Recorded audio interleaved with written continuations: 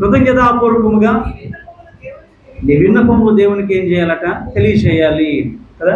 దేన్ని గురించి మీరు చింతించకండి, కానీ ప్రతి విషయము బట్టి దేవునికి ఏం చేయాలట? తెలియజేస్తూ దేవునికి కృతజ్ఞతాస్తుతులు మీరు తెలియజేయాలి అనే మాట మనము లేఖనాలు బట్టి జ్ఞాపకం చేసుకుంటూ వచ్చినాం. విశ్వాసంతో ముందు దేవుని కృతజ్ఞతాస్తుతులు చెల్లించేసావు అనుకో, ఆటోమేటిక్గా కార్యాలు జరిగిపోతాయంట. కదా. కార్యం జరగక ముందే నువ్వేం చేయాలి? దేవునికి, నువ్వు నిజంగా దేవుని ప్రేమిస్తే, నిజంగా దేవుని మీద నీకు విశ్వాసం ఉంటే దేవునికి ఏం చేయాలి? కృతజ్ఞత ముందే తెలియజేస్తావు. కానీ చాలా మంది ఏమంటాము? అయ్యాక కదా, జరగాలి కదా అని అంటాం కదా. దినాన్ని మనము అర్థం చేసుకోవాలి. అయిన తర్వాత ఎవరైనా ఇస్తారు, జరగక ముందు ఇచ్చేవాడే స్పెషల్ కదా. స్పెషల్గా ఉండాలనుకుంటున్నామా? అందరిలాగా కామన్గా ఉండాలనుకుంటున్నామా? మనకి ఎప్పుడైనా స్పెషల్గా ఉండాలని ఆశపడుతూ ఉంటాం. మరి భక్తి విషయంలో కామన్గా ఉందాం అనుకుంటాం. ఎందుకంటే అంత భక్తి మనకు లేదు, అంటే మటుకు జరిగిపోతుందా? అలా చేసేస్తే చూసిన వాళ్ళు అందరూ ఏమనుకుంటారు? ఎందుకు చాలా ఎక్కువ, వీడికి చాలా జాగ్రత్తగా అనుకుంటారు. కాబట్టి మనం ఏం చేస్తాం? మన భక్తిని మనమే చెప్పండి తొక్కేసుకుంటూ నేను అందరిలాగే గుంపులో దోవిందా నలుగురితో అవి మానండి. ఆ భక్తి మానితేనే దేవునికి నువ్వు కృతజ్ఞతాస్తుతులు చెల్లించగలుగుతావు. అర్థమైందా? నలుగురితో వెళ్ళిపోతూ నలుగురితో చేసేస్తూ ఉంటే స్పెషల్గా దేవుడు నిన్నేం ఆశీర్వదిస్తాడు? ఆ నలుగురిలో నువ్వు స్పెషల్గా ఉంటే నీకు స్పెషల్ బ్లెస్సింగ్స్ ఉంటాయి.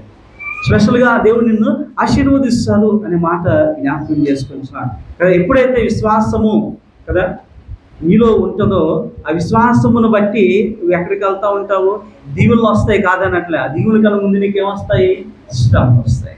దేవుని కన్నా ముందు ఏమొస్తాయి? నీకు శ్రమలు వస్తాయి. ఆ శ్రమలో కూడా నువ్వేం చేయాలి? దేవునికి కృతజ్ఞతాస్తుతులు చెల్లించాలి. ఆ శ్రమలు వచ్చినాయి అంటే నువ్వు మొట్టమొదటిగా దేవునికి ఏం చేయాలి?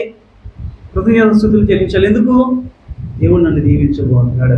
దీవించబోవడానికి కదా రుజువు ఏందయ్యా అని అంటే శ్రమలే. శ్రమలు వచ్చినాయి అంటే నువ్వేమోబోతున్నావు? సువర్ణం వల్లే మార్చబడుతున్నావు. హ్యాపీగా ఉంటున్నాను నా జీవితం, మళ్ళీ ఈ బ్రేక్లు ఏంటి, ఈ సడన్ బ్రేక్లు ఏంటి, ఈ లోయలు ఏంటి అని అంటే నేను ఇంకా ఉన్నతమైన స్థాయికి తీసుకెళ్ళబోతున్నాడు. ఉన్నతమైన ఆశీర్వాదాలు దేవుడు నీకు ఇవ్వబోతున్నాడు. ఇవ్వాలి అని అంటే నువ్వేమవ్వాలి? కాస్త శ్రమపరచబడాలి. శ్రమల గుండా వెళ్ళాలి, అగ్ని గుండా నువ్వు వెళ్ళాలి. అగ్ని గుండా నువ్వు వెళ్ళినప్పుడు ఆ సువర్ణం ఏమవుతుందంట? దానికి ఉంటున్న మట్టి కానీ జత్త కానీ ఏదైనా కూడా పోయి మళ్ళా ఒరిజినాలిటీ బయటకు వస్తుంది కదా. కొత్తది ఎలాగైతే మెరుస్తుందో బంగారము, కంసాల వాడి దగ్గరికి వెళ్ళి శుభ్రం చేయించబడిన తర్వాత తీసుకొచ్చినప్పుడు మళ్ళీ ఏమంటారు? అదే కొత్తగానే మారుతాం. అక్కడికి వెళ్తే కొత్తగానే మారుతాం. శ్రమంలో నుండి వెళ్తే నువ్వు కొత్తగానే మారుతావు. మళ్ళీ నీ విశ్వాసం ఏమవుతుంది? బలపరచబడుతుంది. అప్పుడు చేసిన కార్యాలు ఇప్పుడు మళ్ళీ చేసేస్తావు. ఇప్పుడు ఎంతకాలం ఏమవుతున్నావు? నెమ్మదిగా వెళ్ళిపోతున్నావు. అదేం అనిపించట్లేదు.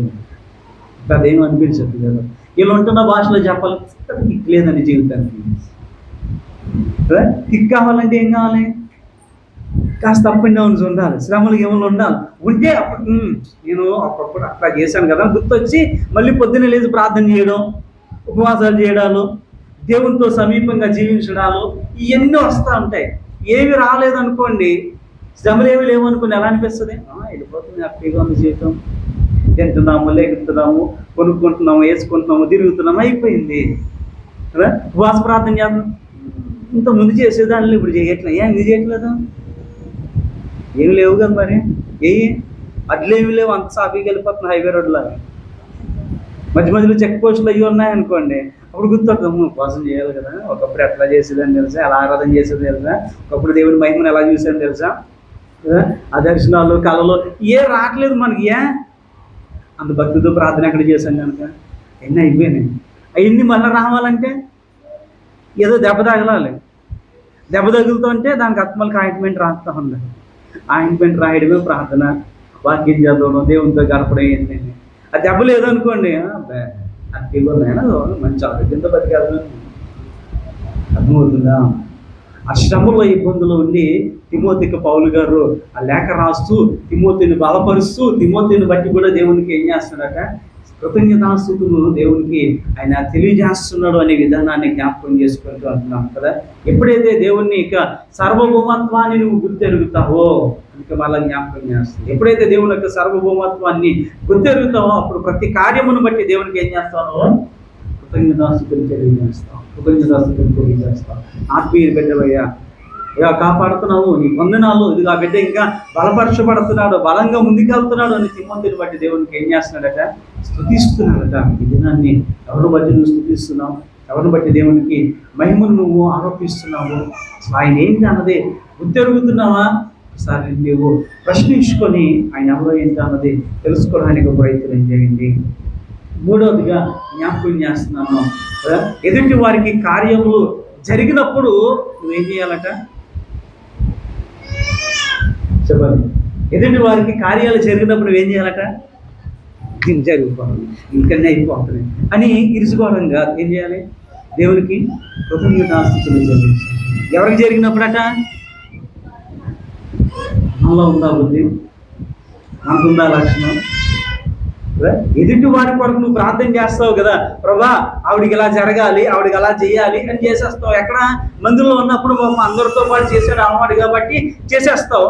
ఇప్పుడు ఆవిడ వచ్చి సాక్ష్యం చెప్పింది అనుకోండి, ఆనందపడిపోతావు కదా నువ్వు. ఒక నా ప్రార్థన ఆలకించు అంటావా?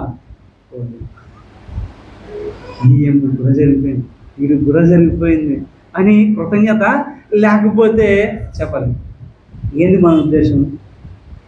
దేవుడు చెప్తుంది ఏంటంటే, ఇతరులకు ప్రార్థన చేస్తావు కదా, ఇతరుల కొరకు ప్రార్థన చేస్తావు కదా, వాళ్ళకి ఉద్యోగం రావాలనో, వారి కుటుంబం బాగుపడాలనో, ఆర్థిక ఇబ్బందులు పోవాలనో, ఆరోగ్యం కావాలనో కదా, వారు స్థిరపడాలనో, బలపరచబడాలనో ప్రార్థన చేస్తావు కదా. అప్పుడు వాళ్ళకి ఆ కార్యాలు జరిగినప్పుడు వారికంటే ఎక్కువ ఎవరు స్తుతించాలి? నువ్వే. అంటే ఈ ప్రార్థన దేవుడు ఆలకించాడు కనుక, ప్రభా ఆ జీవితంలో గొప్ప కార్యం చేసినందుకు నీకు అని దేవుని స్తుతించాలి. కానీ మనం ఏం చేస్తాము? వెంటనే ఇంటికి వెళ్తున్నప్పుడే, బయటికి వెళ్తున్నప్పుడు ఇల్లు కూడా జరిగిపోయిందట, ఈయన కూడా జరిగిపోయిందట, మన బతికిలే అని అనుకుంటాం తప్ప వాళ్ళని బట్టి నిజంగా దేవుని స్తుతిస్తున్నామా? అర్థమవుతుందా? దాన్ని దేవుని మార్చిని అవి దేవుడు మనకి జ్ఞాపకం చేస్తూ ఉంటున్నాడు.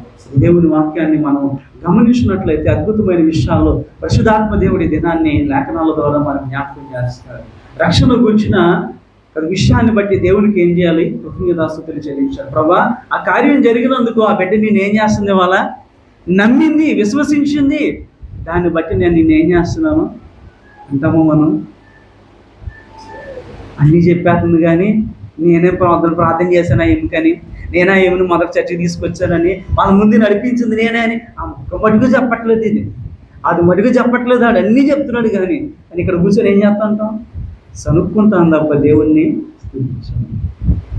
నువ్వు పంపించావని, నువ్వు తీసుకొచ్చావని ఆవిడ చెప్పకపోవచ్చు, ఆయన చెప్పకపోవచ్చు, కానీ తెలిసింది ఎవరికి? ఒక ఆత్మను నువ్వు బలపరిచినందుకు, ఒక ఆత్మను నువ్వు వెలిగిస్తున్నందుకు దేవునికి ఏం చేయాలి? అది మానేసి ఏం చేస్తాను? ఆ పేరు చెప్తుందా లేదా, నా గురించి చెప్తున్నారా లేదా, ఏంటాం మనం? అర్థమవుతుందా? అది కాదు మనం చేయవలసింది. మన జీవితంలో కార్యం జరిగినందుకు నువ్వు కూడా దేవుడికి ఏం చేయాలి? కృతజ్ఞతాస్తుతులు చెల్లించాలి. ప్రభా ఈరోజు చర్చకి అందరూ వచ్చారు, వీళ్ళందరూ వచ్చారు, ఈ కుటుంబం కూడా వచ్చింది, ఈ వ్యక్తి కూడా వచ్చారు, వీళ్ళు కూడా చేశారు, ఇగో వీళ్ళు కూడా బైబిల్ చదివారు, వీళ్ళు కూడా వాక్యం కదా చెప్పారు, లేదు వీళ్ళు కూడా పాట పాడారు, వీళ్ళు కూడా కృతజ్ఞత అర్పణము అర్పించారు. కొంతమంది అర్పించాం, ఏ అంటే జరిగినప్పుడు చేస్తాం కదా అనుకుంటాం. వాళ్ళు మనం అడిగాము అనుకోండి, ఎట్లా ఫీల్ అవుతారు? చూసామా కృతజ్ఞత అర్పణలు వేయట్లేదని కూడా అడుగుతారు అడిగాడు అని అనుకుంటారు. కానీ వాళ్ళ గురించి నువ్వు ప్రార్థన చేసావు అనుకో, ఎవరు వింటారు? ఆ వ్యక్తికి చెప్పక్కల్లా. కానీ నువ్వు ప్రార్థన చేస్తావు, ఆ తర్వాత వారమో తర్వాత నెల ఇంకో ఎప్పుడో మొత్తానికి వాళ్ళు వచ్చి ముందుకి నీతో పాటు వచ్చి కృతజ్ఞతార్పణలు అర్పిస్తున్నారు అనుకో, అప్పుడు నువ్వేం చేయాలి? ఆ ప్రార్థన ఆలకించినందుకు, వారి జీవితంలో కార్యాలు చేసినందుకు, వారికి ఆ ఇవ్వాలనే మనసు ఇచ్చినందుకు, లేదా జీవితంలో కదా గొప్పది ఏదో చేసావు అయ్యా దాన్ని బట్టి నీకు అని ఏం చేయాలి? నువ్వు దేవుని స్తుతించాలి. అది నిజమైన ఆత్మీయ లక్షణం, అది నిజమైన విశ్వాస యొక్క లక్షణం, అది దేవుని ఆత్మ చేత నడిపింపబడుతున్నాక నిజమైన క్రైస్తవుడక గుణలక్షణం అనే మాట జ్ఞాపకం చేస్తున్నాడు. దాన్ని ఎంతమంది అట్లాగా మనము ఉన్నాము అనే విషయాన్ని జ్ఞాపకం చేస్తాము కదా. వారి కొరకు నువ్వు ప్రార్థన చేస్తావు, వారి జీవితంలో అద్భుతం జరిగింది, వాళ్ళని బట్టి నువ్వు దేవుణ్ణి స్తుతిస్తున్నావా? ఒకసారి మనము జ్ఞాపకం చేసుకోవాలి. అవే మాటలు మనం జ్ఞాపకం చేసుకుంటున్నాము, అవే మాటలు మనం జ్ఞాపకం చేసుకుంటున్నాము కదా. సిమియోను, హన్నా వారిద్దరూ కూడా ఇశ్రాయేలు ప్రజలు విమోచన కొరకు ఏం చేస్తున్నారు? దేవునికి మొరపెడుతూ ఎదురు చూస్తూ ఉన్నారు. ఎప్పుడైతే ఆ కార్యం జరిగిందో వారు దేవుణ్ణి ఏం చేశారట? మహిమపరిచారు అనే విషయాన్ని జ్ఞాపకం చేసుకుంటున్నాం. దేవుణ్ణి ఏం చేశారట? వారు మహిమపరిచారు, దేవుణ్ణి స్తుతించారు అనే విషయాన్ని జ్ఞాపకం చేసుకుంటున్నాం. చూడండి, లూకాసు వార్త 2వ అధ్యాయము 38వ వచనంలో ఈ మాటని మనం జ్ఞాపకం చేసుకుని ముందుకెళ్తాం. ఆమె కూడా ఆ గడియలోనే లోపలికి వచ్చి దేవుని కొనియాడి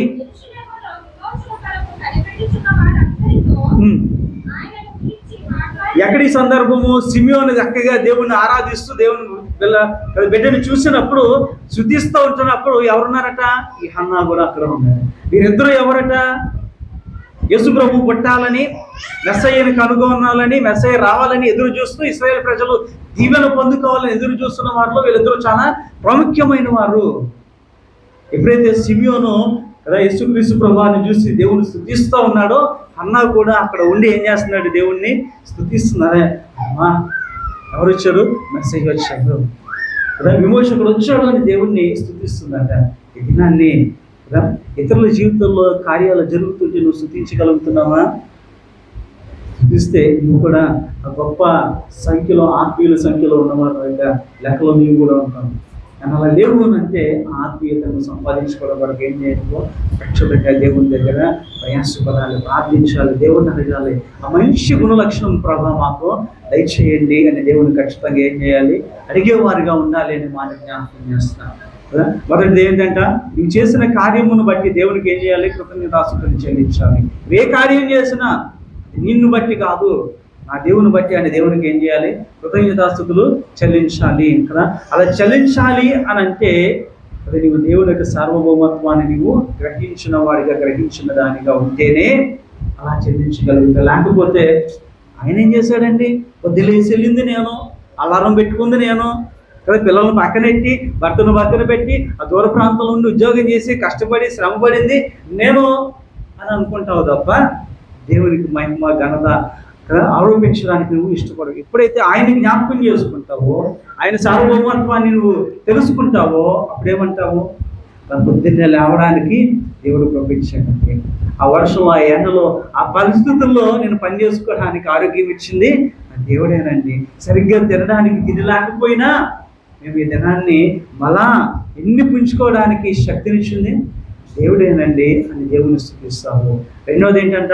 శ్రమలో దేవుని కృతజ్ఞతాస్తుతులు చెల్లించాలి. అంటే విశ్వాసం ఉంచాలి. దేవునిలో ఏముంచాలి? నువ్వు విశ్వాసం ఉంచాలి. శ్రమంలో కూడా నీవు విశ్వాసం కలిగి ఉంటే ఏం చేస్తావట? శ్రమంలో కూడా నీ దేవుణ్ణి స్తుతించగలుగుతావు అనే మాటని జ్ఞాపకం చేస్తున్నావు. మూడవది, ఇతరులకు కదా మంచి జరిగినప్పుడు కూడా నువ్వేం చేయాలి? కృతజ్ఞతాస్తుతులు చెల్లించాలి. వారికి అనుకున్నది జరిగినప్పుడు, మేలు జరిగినప్పుడు వాళ్ళ విషయంలో కూడా నువ్వేం చేయాలట? కృతజ్ఞతాస్తుతులు నువ్వు ఖచ్చితంగా చెల్లించాలి అనే మాటను ఆయన జ్ఞాపకం చేస్తున్నావు. వారి వరకు ప్రార్థన చేస్తావు, వారిని దేవుడు దీవించాడు, వారిని బట్టి నువ్వేం చేయాలి? దేవునికి కృతజ్ఞతాస్తుతులు నువ్వు ఖచ్చితంగా చెల్లించాలి. ఇక్కడ ఈ కృతజ్ఞతను కొనసాగుతూ ఉన్నదే సువార్త. అప్పుడు చెప్తాను, నువ్వు నీ కొరకు నేను ప్రార్థన చేశాను, ప్రార్థన చేయాలని నాకు దేవుని వాక్యం తెలియజేసింది అని దేవునికి కృతజ్ఞతాస్తుతులు చెల్లిస్తూ వారికి కూడా చెబుతూ ఏం చెప్తావు? సువార్తని చెప్తావు, సువార్తని చెప్తావు. ఆ సువార్తని చెప్పడమే. ఆ సువార్త ఎక్కడి నుంచి స్టార్ట్ అయింది? కృతజ్ఞతలో నుండే స్టార్ట్ అయింది. సువార్త ఎక్కడి నుంచి స్టార్ట్ అయింది? కృతజ్ఞతలో నుండే స్టార్ట్ అయింది అనే విషయాన్ని జ్ఞాపకం చేస్తూ ఉంటున్నాము కదా.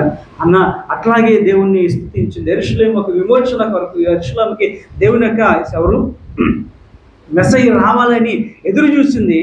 వచ్చినప్పుడు స్తుతిస్తూ దేవుని మహిమపరుస్తూ వాళ్ళందరికీ చెప్తుంది, ఈయనే మెస్సయ్య, ఈయనే మెస్సయ్య, ఈయనే మెస్సయ్య అని ఏం చెప్తుంది? సువార్తని చెప్తుంది. సువార్తని చెప్తుంది. మనం రక్షించడానికి వచ్చిన మెస్సయ్య ఎవరో కాదు.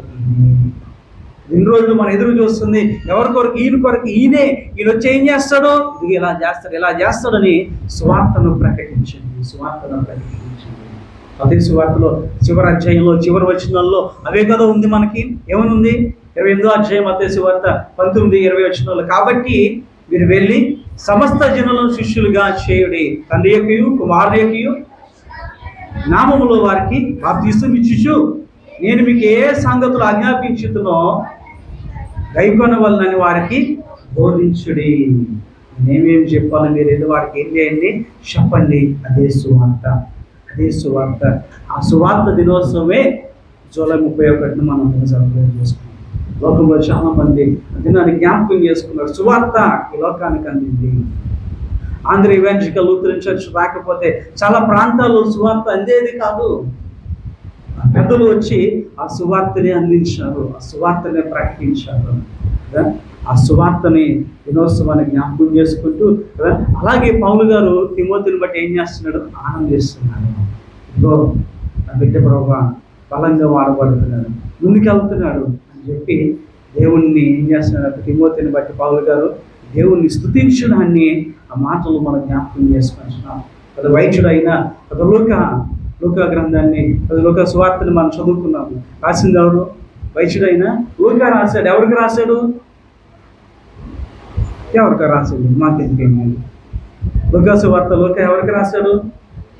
థియోఫిలస్ అనే ఒక చక్కటి వ్యక్తికి ఆ మాటలన్నీ రాసి చెప్తా ఉన్నాడు, సువార్త అందిస్తున్నాడు. ఆయన చెప్పేది ఏందయ్యా అని అంటే సువార్తే. లూకా సువార్త అంతా ఏంటంటే సువార్తే. ఆ సువార్తే వైద్యుడైన లోక ఎవరికి చెప్తున్నాడు? థియోఫిలస్కి చెప్తున్నాడు సువార్త. ఇదేనా నువ్వు చెప్తున్నావు ఆ సువార్త? అది దేవుడు ఏం చేశాడో తెలుసా? చెప్పడమే సువార్త. ఈ దేవుడు నీ జీవితంలో జరిగిన వాటిని చెప్పడమే. అందాక జ్ఞాపకం చేస్తాను కదా, కృతజ్ఞత ఆరాధించడము, కృతజ్ఞత సువార్త చెప్పడము, విశ్వసించడము. విశ్వాసం ఎక్కడ వస్తుంది? విశ్వాసం అని అలా చెప్తావు, ఈ సాక్షి విశ్వాసి అని చెప్తారు. ఈ సాక్ష్యం ఏంటి అని అన్నామనుకో, ఆయన గురించే చెప్తాం. నేను పాపినండి, పాపినైన నన్ను నా దేవుడు ఏం చేశాడు, వెతికి రక్షించి ఆయన పరిశుద్ధమైన రక్తంతో నన్ను కడిగి, లేదా ఆయన నా కొరకు ప్రాణం పెట్టి నా ప్రాణాన్ని కాపాడిన గొప్ప దేవుడు అండి. సాక్ష్యమే. ఆ సాక్ష్యమే దేవుడు చెప్తా ఉన్నాడు, ఇదిగో ఈయనలాగా ఆ సువార్తను ప్రకటిస్తున్నాడు. దాన్ని ఈ దినాన్ని మనందరము ప్రకటించేవారిగా ఉండాలి.